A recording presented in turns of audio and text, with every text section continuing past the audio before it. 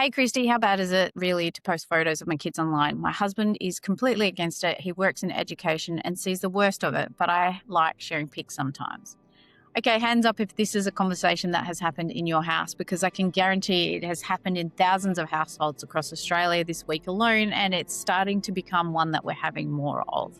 One parent wants to share the gorgeous shot of their kid at the beach. The other one is quietly horrified. We have friends who are against it, friends who aren't. And, somewhere in the middle, there's a child who has absolutely no idea their photo is the subject of a negotiation or a conversation or maybe judgment, because there is a lot of judgment going on around this. So let's talk about it properly.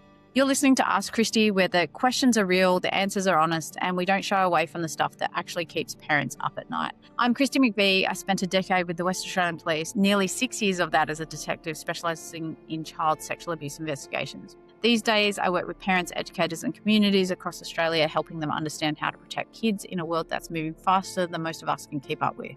Every episode, I take one question straight from parents just like you, and I give you my honest take. Today, we're talking about sharenting. That's the term for sharing your children's images online and whether it's actually as risky as some people say.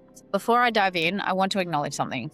Both of these parents are coming from a completely reasonable place. The mum who wants to share photos, she's not being reckless. She's just proud of her kids. She wants to connect with family and friends. She wants to capture and celebrate moments. That is completely human and instinctive. It's also what we've been conditioned to do in the last 20 years, since the conception of social media and Facebook. The dad who works in education and sees the worst of it, he's not being paranoid. He has context that most people don't. When you work in a space where you regularly see how images of children are misused, your risk tolerance drops fast. I mean, I can relate because I stopped sharing photos of my daughter online years ago, and that context is valid too. So this isn't about who's right and who's wrong. It's about making an informed decision together. And you can't make an informed decision without understanding what the actual risks are. So what are the actual risks? Let me break this down because it's dangerous, is not specific enough to be useful. Risk 1, image harvesting. This is exactly what it sounds like. Photos that are publicly posted or even semi-publicly posted on accounts with large following or loose privacy settings can be downloaded, saved, and shared without your knowledge. Child exploitation material investigators will tell you, and I saw it in person, that a significant proportion of images found in collections online are not taken by offenders. They're harvested from social media.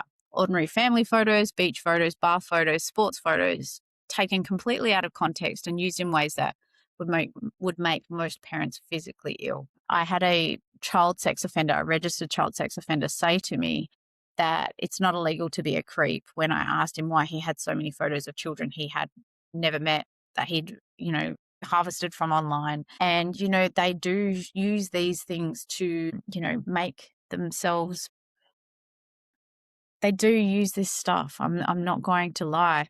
A lot of them harvest it, collect it, keep it on their devices. And so sometimes for me, it was like a no-brainer. If some random person is going to collect my daughter's image and use it for their own sick purposes, why would I want them to have access to that? Risk 2, digital footprint and future consent. Every photo you post of your child becomes part of their permanent digital identity, often before they're old enough to have any say in that. I had an 8-year-old once come to me during a presentation where I was talking about online safety, but when I used to do it in schools, and say to me, how do I stop my mum from posting photos? I don't want her to do that. Because I was talking about stranger danger, right? I'm talking about online stranger danger. And he was like, but my mum posts photos and I don't know who she's sharing those photos with, an 8-year-old. So our kids have more, are more aware and need a lot more consideration than what we give them sometimes. That photo of the 3-year-old in the bath that felt cute and innocent, in 15 years, when your child is 18, that image still exists somewhere. They didn't consent to it being posted. They can't unpost it. And this is something a lot of parents don't think about until their kids are old enough to be mortified or old enough to ask why. And again, we didn't know what we didn't know back in the early days, right? 2006, 7, when Facebook became a thing, we all shared stuff that we probably shouldn't have shared. We all talked about things we shouldn't have talked about. And over the years, it's kind of become the normal with YouTube channels and family sharenting. And, we've just become, everything that we do is shared online. And it's, this pretty picture that we want people to see. And now we've got kids who are like, why would I want you shared my most intimate moments with other people and I don't know who they are, and why would you do that? I think that we know better now. We should be doing better. Risk 3, location and routine disclosure. This one is less talked about, but genuinely important. When you post regularly photos of your kids at their school, at their sports grounds, at their playground, around the corner from your house, you're inadvertently building a publicly accessible map of your child's life, their routine, their school, their face, their name. For most families, most of the time, nothing comes of this, but for the small amount of situations where it does, it matters enormously. There are situations in Australia where children have been stalked by someone who follows their parents or their platform have approached children. I actually know of multiple celebrities that have had their children approached by random strangers.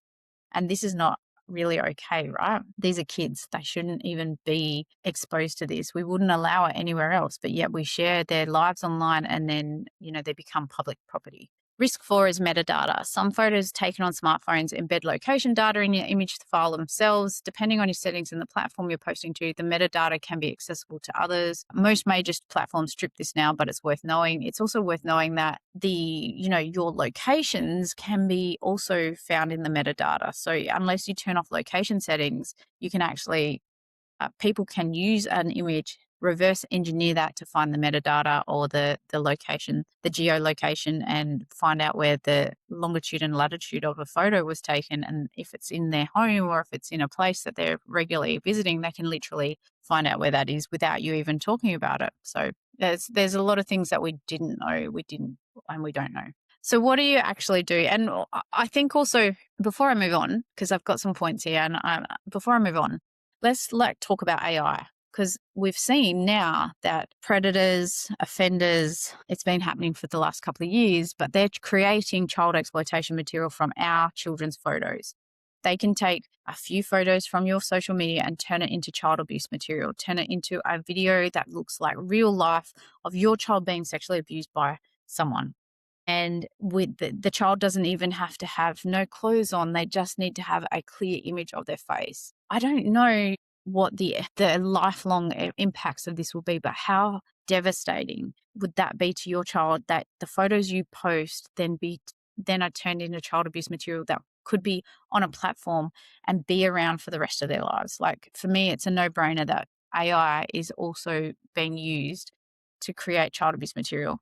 Not only that, AI is being used to scam, exploit, and abuse children and parents. So it's just, we can't keep posting with these risks about, and I am going to talk about what we can do, how we can post safely, and hopefully, as a family, you can make a choice as a family. So here's my practical take, and I'm not going to tell you never to post a photo of your child because I think that's unrealistic to ask for most families, and it's not actually the point. The point is conscious, informed decision making. I still personally post photos of my daughter online. She's now over the age of 18. I always ask for consent to take a photo, and I always ask for consent if she minds if I share the photo. She always looks at the photo and goes, "Yep, I'm happy for you to post that to your 300 Facebook friends." And I have the thing called the dinner table rule. The dinner table rule is, if someone wouldn't come and sit at my dinner table and have dinner with my family, literally sitting in person with me, why would I share a photo of my child with them? She doesn't get a choice of who I am friends with. That's another thing that this little boy was like, I don't know who these people are. They're not my friends. And, how can we sit there and authentically tell them not to make friends with strangers, yet we're posting photos of our kids to strangers? That's what I've decided. And I think that's a really safe way to do that. We can't control what those 300 friends or 1,000 friends do with that photo. And that's why you need to have a look at who's following you, who's your friends online. So the first question I would ask myself is my account private? If you're sharing photos of your kids, your account should be private, full stop. A public account means anyone, and I mean anyone, can see, save, and share your kid content, and your kids are not content. If you're sharing photos of your kids to public, who are you sharing them for? Like, these are your children. You're meant to be protecting them. So who are you sharing them for? 2, would I be comfortable if a stranger could see this? So that's another question I'd be asking, because on a public account, they can. And even on a private account, you don't always know every person who follows you. Most parents have people on their account that they don't really know. That it was very normalized a few years ago to just add every friend. Go on Cull and check the people on that list, because really, why are we sharing our lives with people who don't really know us? I think everyone gets to a point where we're like, who the hell are these people and why are they on our Facebook? But if you haven't got there yet, just have a real think about why, or your Instagram or your Snapchat or whatever you're using. Have a real hard think about why these people have access to your life. Because if they're not true friends, or family, they shouldn't. And the third thing I would be asking is, does this image reveal identifying information like school uniforms, school names visible in the background, suburb names, sports club logos, all of these things that build a picture of your child's world or your life? They're not important to anyone else but you. And number 4 is my child identifiable, and are they in a vulnerable position? A photo of a fully clothed child laughing at a birthday party is very different to a photo of your child in their swimmers or getting out of the bath. Both might feel innocent to you and they look innocent to you, but think about who else is looking. Like I said, I had a child sex offender say it's not illegal to be a creep and to have these photos of kids online, and he's very real. Like, honestly, it's true. Like, as a detective and as a registered sex offender, there is nothing illegal about having photos of kids on his device, as long as they weren't unclothed or, abuse material. Question 5, would my child be okay with this photo existing online? Start by asking this question early. Even with young children, you can begin building the habit of checking in. Can I take a photo of you? Is it okay if I share it? Because you're modeling consent, and when they're old enough to have an opinion, you should honor it. Our kids go through phases of not wanting photos and whatever. You can still ask, and you don't take it just because. The other thing is that when we model consent to our kids, they will model it to others. And when someone does something that doesn't model consent, they will tell you about it. They'll pull it up and they will say, hey, it's not okay if you share my photo online. And I saw that happen in action with my daughter. She did that a lot with her friends. And, sometimes she didn't care. Sometimes she did. It's something to consider with regards to your kids and just what you're teaching them about online safety. Probably the other thing I want to bring attention to is that too many of us are very comfortable with sharing our laundry, so to speak, your child's tantrum, your child's personal problems, your child's life and what they're struggling with. And I'm not saying you shouldn't. What I'm saying is consider what you're disclosing and where. It can be used against you in family court. It can be used against you with arguments with family. It can be used against you. And also, it's intimate information that shouldn't be shared with anyone because it's your child's information. It's your child's life. I just think we've become way too comfortable with sharing stuff that's not something we should be sharing. And it's because we've been groomed and conditioned to believe that this stuff is okay to share and normal, and it makes us feel connected. But really, you can do some of this stuff without actually sharing it, and you have to have a consideration to your child and what you're doing. Okay, I want to circle back to the dad in this question because I think his instinct deserves some weight. When someone works in a field like education, like policing, or any of these fields, what they see regularly, they see the consequences of these decisions. So that's not paranoia. That's informed risk assessment. And while I'm not saying you need to never share a photo of your kids again, I am saying that his concern is worth sitting with rather than dismissing. He has a right to feel the way he feels. And so does she. You got to ask, I think in this situation, you got to ask yourself the question, who are you sharing photos for and why does it make you feel good? Of course, your children are beautiful. Of course, you're proud of them, but you can do it safely. So have a genuine conversation, agree on some shared guidelines. Maybe that looks like a private accounts only, no school uniforms, no location tags, no images where your child is in a state of undress. Whatever you land on, land on it together and make it a conscious decision rather than a habit, rather than I want to share this because it makes me feel good. Because it's not about us, it's about our kids and their safety. This stuff matters not because danger lurks behind every post, it doesn't, but because our kids deserve parents who are making active, informed choices about their digital lives, not just going through the motions, not just doing it unconsciously, because that's what we have really got good at, is being unconscious and letting social media, online safety, the things that are happening around us, we've become really good at just dismissing those things. So if today's episode got you thinking, that's good. Share it with the parents in your life who need to hear it. And if you've got a question you want me to tackle on Ask Kristi, find me at kristimcvee.com or slide into my DMs on my Instagram at Kristi McVee. I'm Kristi McVee and this is Ask Kristi, where we have conversations that matter most. So until next time, see you later.